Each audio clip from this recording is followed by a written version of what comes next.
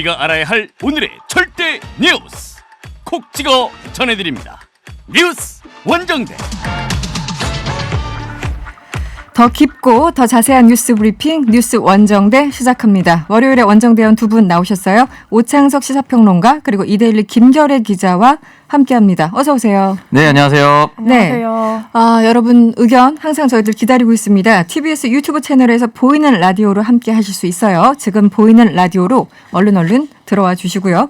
무료로 이용할 수 있는 TBS 앱을 활용하셔도 좋고요. 짧은 문자 50원, 긴 문자 100원이 드는 샵 0951번으로 의견 많이 보내주세요. 네, 첫 번째 이슈부터 살펴보죠. 오늘은 예고됐던 대로 문재인 대통령 취임 4주년 특별 기자회견이 있었습니다. 연설 후에 취재진과 질의응답 시간이 있었는데 김결희 기자 어떤 내용들이 있었나요? 오늘 특별 연설에서는 크게는 코로나19 극복과 경제 성장 이 두 가지를 많이 강조를 했는데요. 문재인 대통령이 그 경제라는 단어를 40번 넘게 언급을 하면서 작년에 비해서 이제 2배 이상 많이 강조를 했습니다. 그만큼 경제 성장에 대한 의지를 굉장히 드러냈고요. 네. 구체적으로 사실 이 경제 성장률 수치를 구체적으로 언급을 잘 하지 않는 게 못 지킬 수도 있기 때문에 그렇죠. 보통 그렇지 않은데 이번에는 4%를 달성을 하겠다고 밝혔고요. 또 4%. 네, 구체적으로 또 산업을 반도체 산업을 언급하면서 굉장히 강한 의지를 드러냈습니다. 그리고 또 취재진과 질의응답에서는요, 부동산 이야기가 나왔는데 임기 중 가장 아쉬운 것이 부동산 안정을 시키지 못했다는 점 이렇게 대답을 하면서 좀 사실상 정책을 제대로 못했다는 그 반성의 의미도 있었습니다. 네, 여기서 문재인 대통령 연설문 내용 잠시 음성으로 들어보시겠습니다. 존경하는 국민 여러분, 그러나 우리는 해냈습니다. OECD 국가 가운데 코로나 이전 수준의 경제를 가장 빠르게 회복하는 나라가 될 것이라고 누구도 상상하지 못했습니다. 그러나 우리는 보란 듯이 해냈습니다. 코로나와의 전쟁에서 끝이 보이기 시작했습니다. 백신 접종의 속도를 내면서 집단 면역으로 다가가고 있습니다. 목표를 상향하여 9월 말까지 접종 대상 국민 전원에 대한 1차 접종을 마쳐 11월 집단 면역 달성 목표를 당초 계획보다 앞당길 것입니다. 정부는 더 빠르고 더 강한 경제 반등을 이루겠습니다. 올해 우리 경제가 11년 만에 4% 이상의 성장률을 달성할 수 있도록 정부 역량을 총동원하고 민간의 활력을 높이겠습니다. 무엇보다도 양질의 민간 일자리 창출에 주안점을 두겠습니다. 완전한 경제 회복의 종착점은 코로나 격차와 불평등을 해소하는 것입니다. 주거 안정은 민생의 핵심입니다. 날로 심각해지는 자산 불평등을 개선하기 위해서라도 부동산 투기를 철저히 차단하겠습니다. 공직자와 공공기관 직원들의 부동산 투기가 국민들 마음에 큰 상처를 준 것을 교훈 삼아 투명하고 공정한 부동산 거래 질서 확립과 불법 투기의 근원을 차단하기 위한 근본적 제도 개혁을 완결짓겠습니다. 네. 코로나 백신부터 시작해서 바이든 정부의 대북 정책까지 사실 이제 대통령 연설이라는 거는 모든 분야를 다 포괄해야 되기 때문에 다양한 지점들이 있었는데요. 오창석 평론가에게는 가장 귀에 걸리는 눈에 띄는 대목은 어떤 거였어요? 저도 역시나 일단 첫 번째는 기자들과의 질의응답에서 나왔었던 죽비를 맞은 것 같다라고 얘기했었던 부동산 대책에 대한 이야기가 있었고요. 코로나 관련해서 이제 방역 모범 국가로 다른 나라로부터 평가를 받는데 이 주체가 이제 위대한 국민이었다. 이 부분이 저는 굉장히 중요하다고 봅니다. 그렇죠. 왜냐하면 1년 3개월 동안 사실은 작년 4월 말에는 코로나 확진자가 0명을 기록한 적도 있었고요. 그리고 여름, 가을 전까지는 꽤 괜찮은 상황이었습니다. 그대로 이어졌었다면은 이제 사실은 정부의 역할이 컸다라고 표현할 수도 있었는데 그 뒤로는 상황이 악화된 채 지금까지 이어져 오고 있거든요. 그러니까 사실은 방역 모범 국가로서 다른 나라에 비해서 잘하고 있는 것이지 그렇다고 해서 우리나라 국민들이 힘들지 않은 것은 아니거든요. 수많은 자영업자들이 지금 도산을 하고 있고 또 야당에서 21만 개의 일자리가 줄었다라고 하지만 1년 3개월 동안 그 어떤 국가도 지금처럼 경제 성장을 일으키거나 경제가 호전됐다라고 보기는 어렵습니다. 그렇기 때문에 이 주체를 위대한 국민이라고 얘기했던 거에 대해서는 일단은 마음을 한번 어루만졌다. 두 번째는 이제 앞으로 그러면 이걸 어떻게 극복할 것인가에 대해서는 또 질의응답에서 나왔던 집단 면역을 조금 더 이르게 달성하겠다. 그 대목이 눈에 띄었어요. 그런 부분이 가장 중요하지 않았나라는 생각이 듭니다. 오늘 뭐 대통령 특별 연설 항상 그렇듯이 여야의 반응이라는 건 항상 엇갈리잖아요. 누가 여당이 되든 누가 야당이 되든 항상 엇갈리는데 이번에 어떤 평가들이 나왔습니까? 각 당에서는요? 네, 그 평가가 엇갈린 정도가 아니라 완전히 정반대였는데요. 일단 민주당은 당의 향후 주요 과제와 완벽하게 일치했다고 했습니다. 완벽하게 일치했다. 네. 네, 그 주요 과제가 총 5가지인데 백신, 반도체, 부동산, 기후 변화, 그다음 그 한반도 비핵화 이렇게 5가지입니다. 네. 이 5가지가 이제 송영길 대표가 전당대회에서 많이 강조를 했던 그런 앞으로 민주당이 나아가야 할 방향과 굉장히 네. 일치했다 이렇게 호평을 했고요. 네. 반면 이제 야당에서는 굉장히 비난을 했는데 일단 김기현 원내대표 겸 당대표 권한대행이 내로남불로 점철된 문재인 정권 4년은 대한민국의 흑역사다라면서 4년을 이렇게 좀 낮게 평가를 했고요. 흑역사. 네. 네. 반성이 없고 독선과 아집 또 이런 단어를 쓰면서 이제 비판을 했습니다. 이재명 경기지사도 한마디를 보탰네요. 어떤 내용이었습니까? 네, 일단 뭐 취임 4주년 이제 돌아보면서 뭐 그동안 대통령님께서 강조하신 부동산으로 돈 벌 수 없게 하겠다. 평생주택 공급 방안을 강구하겠다. 부동산 감독기구를 설치하겠다라는 말씀에 모든 답이 들어있다라고 이야기를 남겼습니다. 네, 그럼에도 불구하고 대통령이 또 질의응답이나 이런 부분에서 얘기했듯이 LH 투기 사태 이런 부분이 아직 여전히 남아있습니다. 여전히 네. 남아있기 때문에 이 부분을 관료들이 신속하고 성실하게 미션을 수행했는지는 의문이다. 결국 그 얘기를 이재명 지사도 반복했다라고 볼 수가 있고요. 이 부분에 대해서는 정부가 이제 부동산에 대해서 네. 계속해서 국민들이 집을 어느 정도 구할 수 있게끔, 여기서 구한다는 말은 매매, 전세, 월세 다 포함한다고 저는 생각이 들고요. 네. 구할 수 있게끔 하면서 이 LH 투기와 같은 그러니까 내부 공직자들이 내부 정보를 이용해서 자신의 시세 차익을 노린다거나 투기를 한다는 것을 적절히 경계해야 된다는 말을 한 것 같습니다. 그리고 오늘 인사청문회에 대해서도 언급이 있었는데 김결익 기자는 그 부분이 좀 가장 인상적이었습니까? 네, 문재인 네. 대통령이 그 지금 야당이 3명 부적격이라고 그 규정한 3명의 장관 후보자에 대한 질문이 나오니까 문재인 네. 대통령이 야당에 반대한다고 해서 검증 실패라고 생각하지는 않는다 이렇게 말을 했는데 네. 이 말을 듣고 이제 야당이 즉각 반발을 하고 전국이 굉장히 냉각이 됐는데요. 지금 뭐 인사청문회 특별위원회에서는 김부겸 총리 후보자 보이콧을 했죠. 네. 네, 그렇습니다. 이제 문재인 대통령이 국회 결과가 어떻든 임명을 강행하겠다는 의지를 드러낸 것이다라고 네. 하면서 야당이 굉장히 반발을 했고 문재인 대통령이 또 그 청문회 제도 자체에 대한 그 생각을 털어놓았는데 인사청문회가 능력은 제쳐두고 오로지 흠결만 두고 따지는 그런 청문회가 되고 있다. 무한 주기식 청문회다. 이런 청문회로는 인재를 발탁할 수가 없고 네. 본인은 이제 앞으로 임기가 얼마 남지 않아서 괜찮지만 다음 정권에서는 꼭 이것을 개편해야 한다. 이런 취지로 말을 했습니다. 네. 잠시 속보가 들어서 전달해 드리겠는데요. 이성윤 지검장 관련해서 오늘 검찰 외부 시민 전문가들로 구성된 수사심의위원회가 열렸죠. 이성윤 중앙지검장에 대해서 검찰의 기소가 정당하다 이렇게 결론을 냈다고 합니다. 기소가 8표, 불기소가 4표, 기권 1표로 그 기소 의견으로 의결이 됐고요. 이날 심의에는 추첨으로 뽑힌 15명 가운데 13명이 참석했다고 합니다. 조금 더 내용 나온 대로 전달해 드리도록 하겠습니다. 지금 인사청문회 얘기하셨는데 야당 같은 경우는 3명 한 세트로 다 지금 채택이 안 된다. 부적격이다 하고 있잖아요. 임혜숙, 박준영, 노형욱 후보자들. 네. 여기에 대해서는 지금 어떻게 보십니까? 일단 이 부분이 네. 이제 국민들한테 어떻게 받아들여지는 것인가가 제일 중요한 것 같은데 이제 노영 후보자 같은 경우는 세종시 아파트 관사 재테크 관련된 그 부분이 논란이 됐었죠. 이게 가장 네. 큰 부분이고 네. 박준영 후보자 같은 경우는 배우자의 도자기 밀수라고 얘기를 하는데 어쨌든 뭐 도자기류라고 표현하는 게 더 정확하게 들릴 것 같아요. 그래서 네. 도자기 밀수라고 하니까 고려청자 이조백자 이런 느낌이 들어가지고 그런 건 아니거든요. 아니었죠. 삿잔과 찻 세트 정도라고 그런 보는 거죠. 거죠. 도자기류라고 표현하는 게 맞다고 보고요. 임혜석 후보자는 이제 아파트 다운 계약인데 중요한 건 이제 논문 표절 네. 그리고 가족 동반 외유성 출장인데 가족 동반 외유성 출장은 시간이 좀 지나면서 풀린 것 같아요. 왜냐하면 오히려 가족끼리 가는 걸 권고했었고 자신이 체류할 때 쓰는 돈만 이제 침범하지 않는다면은 같이 그렇죠. 예산 내에서 자기가 네. 하면 되는 거죠. 그거는. 그렇기 때문에 네. 이제 본인이 얼마를 썼는지 또 다 내역을 공개를 했습니다. 네네. 논문 표절 정도가 남았었는데 이 부분 이제 국민들이 어떻게 받아들일 것인가가 제일 중요할 것 같고요. 저는 이제 박준영 후보자나 노영 후보자 같은 경우는 그래도 어느 정도 넘어갈 수 있는 문제가 아닌가, 용서를 구하면서 넘어갈 수 있는 문제가 아닌가라는 생각이 들고 임혜숙 후보자에 대한 논문 표절 문제가 네. 어떻게 이제 검증이 되느냐, 동의를 구할 수 있느냐가 조금 더 크지 않을까라는 생각도 듭니다. 지금 김계리 기자는 민주당 출입하시잖아요. 오늘 네. 그 비공개 의총이 있었죠. 오늘 어떤 얘기들이 좀 오고 갔습니까?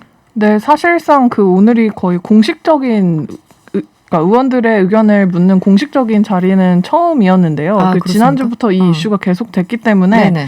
좀 거의 매일매일 제가 체크를 했는데 지난주 말 사실은 오늘 뭐 아침까지만 하더라도 이 야당이 규정한 3명 이 전체가 다 갈 수는 없지 않겠냐 이런 생각을 말하는 의원들이 상당수가 있었거든요. 3명 중에 누군가는 낙마를 좀 해야 된다. 네, 3명 모두 야당의 동의 없이 강행 임명할 수는 없다. 부담된다. 네, 이런 왜냐하면 거군요. 또 뒤에 김부겸 총리 인준이라든지 그렇죠. 김호수 검찰총장 청문회도 남아 있기 때문에 굉장히 부담이 된다 이런 분위기였는데 오늘 그 기자회견에서 문재인 대통령이 사실상 임명을 강행하겠다는 그 예고를 했기 때문에 네, 야당에서 반대한다고 해서 검증 실패가 아니다 이렇게 얘기하니까 조금 분위기가 반전된 거군요. 네, 그래서 굉장히 반전이 돼서 오늘 의총에서 좀 경론이 오갈 것으로 저희는 예상을 했는데 네.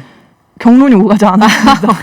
경론이 안 오가고 네, 경론이 오가지 않았고 네. 그 상임위 차원에서 큰 결격 사유는 아니다. 세명 다? 네, 이렇게 아. 보고를 했고요. 이제 송영길 대표가 마지막에 어떤 선택을 하느냐가 지금 좀 달려 있는데 네. 송영길 대표가 재보선에서 아무래도 민주당이 참패했기 때문에 그 민심을 들어서 좀 모두 같이 갈 수 없다 이렇게 청와대에 좀 건의를 할지 혹은 그 문재인 대통령이 오늘 말한 대로 그대로 갈지는 이제 아직 근데 당 분위기가 약간 이견이 있다가 오늘 한 줄로 딱 그 정리가 됐으면 송영길 아무리 대표라고 해도 그걸 좀 거스르는 의견 표명은 조금 힘들지 않을까 싶기도 한데요.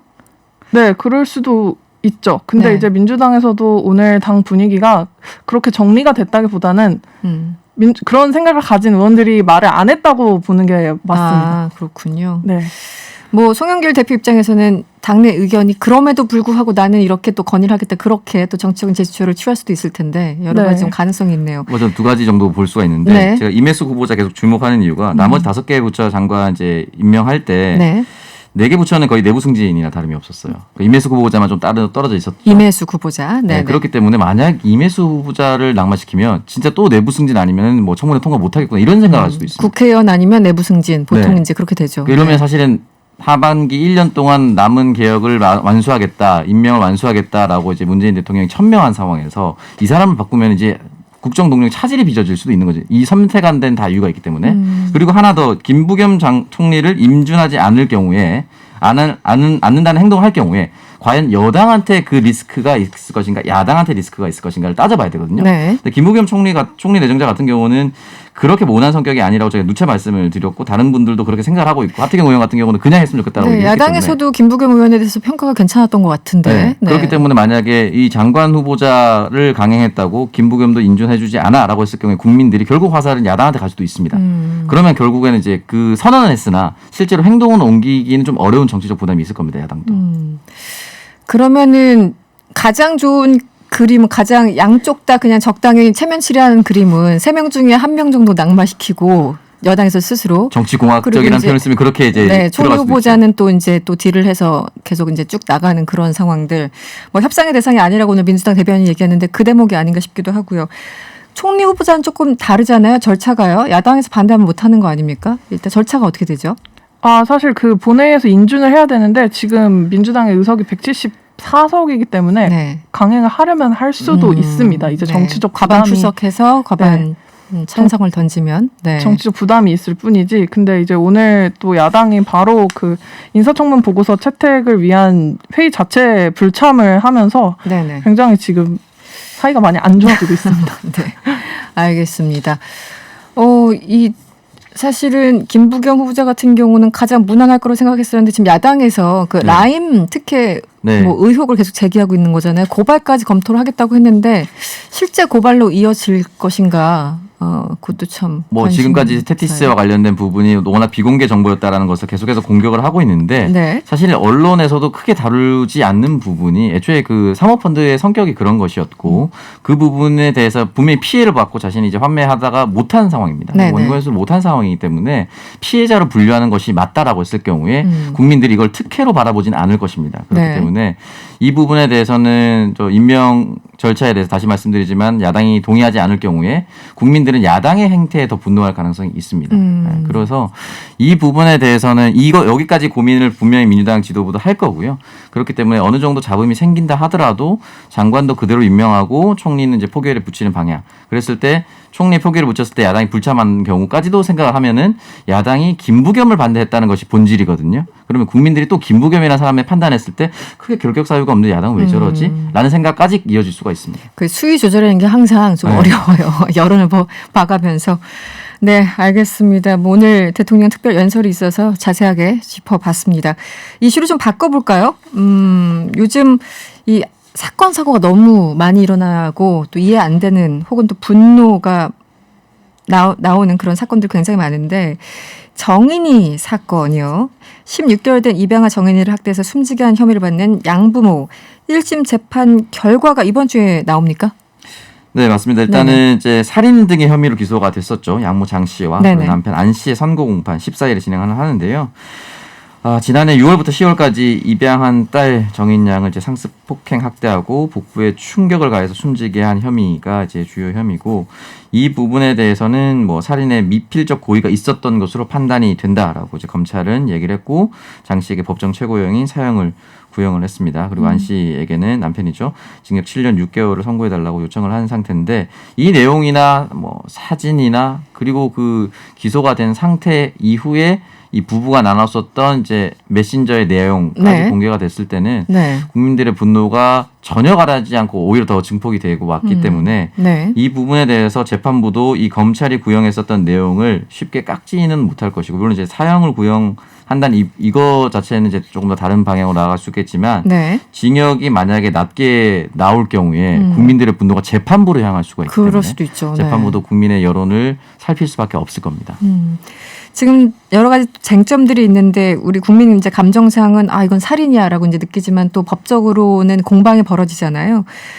어떤 쟁점들이 있는지 또 사형이 그 구형된 양모에게는 과연 그 검찰의 어떤 바람대로 중형이 내려질지 여러 가지 좀 궁금한 부분이 있습니다. 어떤 걸까요? 쟁점은? 네, 일단 검찰은 법의학자와 부검의의 소견을 근거로 장 씨가 이미 손상을 입은 상태였던 정인 양의 복부를 그 당일에 강하게 밟았기 때문에 이제 죽음에 이르게 됐다 이렇게 주장을 했고요. 반면 이 양모 변호인에 대한 주장은 지속적인 폭행이 있었다. 여기까지는 인정을 하지만 사망 당일에 배를 밟아서 일부러 숨지게 한 것은 아니다. 이렇게 반박을 했습니다. 그리고 또 남편에 대해서는 그 장 씨가 아이를 학대하고 있는 사실을 잘 몰랐다. 이렇게 선처를 했고 또 이 두 분이 반성문을 냈는데 각각 7차례, 3차례나 반성문을 제출을 했다고 합니다. 각각 반성문을. 지금 또 감옥에 있는 양모가 양부에게 쓴 편지가 공개됐다고 하는데요. 편지를 보면 이제 친딸의 영어 교육을 당부하는 내용이 담겨 있다고 하는데 뭐 어떤 내용인가요? 일단은 이제 자기 친딸을 이제 잘 챙긴다는 그런 느낌이 드는데 이제 성경 이야기는 뭐 스토리텔링 같이 영어로 읽어주면 좋다. 아이가 좋아한다고 계속 영상만 보여주거나 한국어로 된 책만 보여줘서는 안 된다라는 갖가지 이제 당부의 메시지가 남겼는데요. 이런 메시지들이 알려지면 알려질수록 과연 재판에 도움이 되는 것인가라는 생각이 드는 거죠. 그러니까 입양한 아이는 이렇게 키웠고 친딸은 이렇게 키운다라는 것이 또 한 번 더 드러나는 것이고. 편지가 공개된 그 자체가 좀 이해가 안 가네요. 기본적으로 이 범죄가 기소가 됐을 때 편지 내용을 이제 어느 정도는 확인하는 편이 있습니다. 그런 부분에 있어서 물론 이제 공개가 된 부분에 대해서 비판할 수도 있지만 이 부분이 어쨌든 반성문을 제출하는 것과 이 사람의 실제 심리 상태가 어떤지는 또 따져봐야 되거든요. 그렇기 때문에 이 부분에 대해서 오는 괴리감이 과연 반성문이 진심으로 쓴 것인가에 대해서 또 검찰이나 재판부가 또 따져볼 수가 있다라고 생각합니다. 그러니까 편지를 공개했을 때 당사자가 전혀 모르게 공개되지는 않았을 테고 그렇다면은 모르겠어요. 당사자 모르게 공개될 수도 있습니까? 그렇지는 않을 것 같고요. 뭐 변호인 측이든 누구든 유튜버가 공개를 한 거군요. 그 내용을 보면은 이게 약간 나는 원래 아이들 교육에 이렇게 신경 썼어라는 그런 얘기를 하고 싶었던 건지 아니면 내 딸만 신경을 썼어 이런 또 그런 메시지를 보낼 수 있는 거 이거 굉장히 양극단적으로 해석이 가능한 거잖아요. 근데 지금 보면은 오히려 자기 딸만 친딸만 챙겼다 이런 느낌을 받게 하는 그런 내용이라는 거죠. 그렇죠. 그런 내용만 담겨 있었고요. 정인이에 대한 언급은 한 차례였다고 하는데 유튜브에 따르면요. 이 개를 다시 키우게 된다면 정인이가 생각날 것 같다는 내용이었다고 합니다. 그러니까 이 내용이 맥락을 따졌을 때 그 어떤 맥락으로도 이 문장이 사실은 좀 이해하기 좀 어려운 부분이고 그러네요. 오히려 미안하다 아이를 함부로 키우지 못한 것에 대해서 반성한다는 내용도 계속해서 오고 갔어야 되는데 조금 맥락상 전혀 이해할 수 없는 내용들이 이어졌기 때문에 또 개와 등치가 된다는 것은 조금 또 받아들이기 어렵지 않을까라는 생각도 드네요. 김규리 기자는 어떻게 보셨어요? 지금 뭐 사건 그 재판 진행 중입니다만 이런 편지 내용들 뭐 반성문 제출 전반적으로 좀 어떻게 보셨습니까? 저도 그 기사를 보고 이 편지를 확인을 해봤는데 이게 진짜 편지인가 좀 의문이 들 정도로 좀 정말 인위적인 느낌이 들었던 건가요? 아니요, 그 정인이에 대한 언급은 전혀 없고 전혀 없고 그 정말 평범한 아이 키우는 엄마 같이 보이는 편지였고 심지어 그 중간에 스마일 표시라던가 그 웃을 때 저희가 예, 그 표시가 있어요? 키역 하는 거 있죠. 네네. 그런 것도 막 이제 그 자필 편지거든요. 다 써 있어요. 그래서 그 지금 감옥에 있는 양모가 양부에게 쓴 편지라면서요. 근데 네. 그런 게 있다고요? 네, 그런 게 이 편지에 있고 또 와. 그래서 이게 정말 앞에서는 제가 반성문을 7차례 제출했다고 했는데 정말 이게 반성하는 분의 편지가 맞는 건지 의심이 될 정도로 좀 그런 내용이었습니다. 황당합니다. 네, 어쨌든 이 해당 유튜버는 이제 이 양모 장 씨 편지를 습득하게 된 경위와 관련해서는 자세한 설명이 없었고요. 제가 처벌을 달게 받겠다라고 한 것으로 봐서는 아마 불법적인 방법으로 편지를 습득하게 됐을 수도 있습니다. 아, 처벌을 받겠다 이렇게 언급이 있었군요. 네. 알겠습니다. 사실 이제 정인 사건 때문에 많은 분들이 좀 고통스러워하시고 충격을 받았을 텐데 그럼에도 불구하고 또다시 아동 학대 사건이 발생했습니다. 2세 여아의 몸 곳곳에 발견된 상처와 멍자국들, 뇌출혈로 수술을 받은 아이 사건인데요. 잠시 후 아이를 수술한 담당 의사를 직접 연결해서요. 자세한 이야기를 들어보도록 하겠습니다. 네, 오늘 뉴스 원정대는 여기서 마무리를 해야겠습니다. 지금까지 이데일리 김결애 기자 그리고 오창석 평론가와 함께했습니다. 오늘 고맙습니다. 감사합니다. 감사합니다.